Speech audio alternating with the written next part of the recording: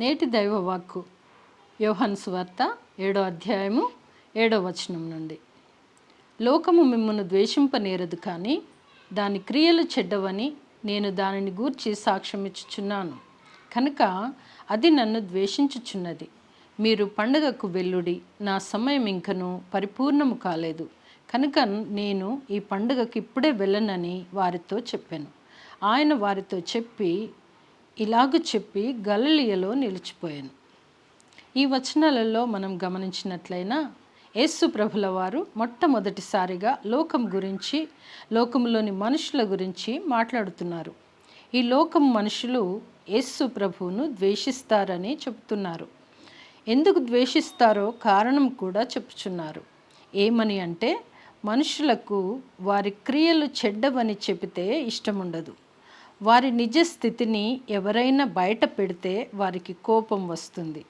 ఇది మనుషుల యొక్క పరిస్థితి. యేసు ప్రభు తమ్ములను లోకము ద్వేషించదు. ఎందుకంటే అప్పటి వరకు వారు ఇంకా లోకానికి చెందినవారే కాబట్టి దాన్ని వారు వ్యతిరేకించరు.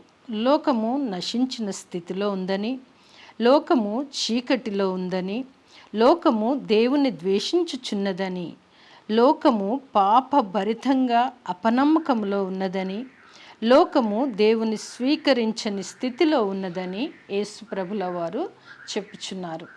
ఏదైనా ఒకటి చేయాలి అంటే అది ఎప్పుడు చేయాలి, ఎలా చేయాలి యేసు ప్రభునకు చాలా చక్కగా తెలుసు. అందుకే తన తమ్ముళ్ళతో వెళ్ళక గలిలయలో నిలిచిపోయారు.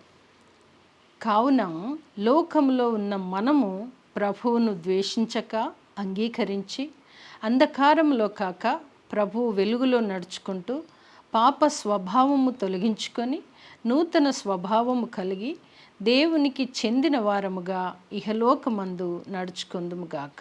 ఆమేన్.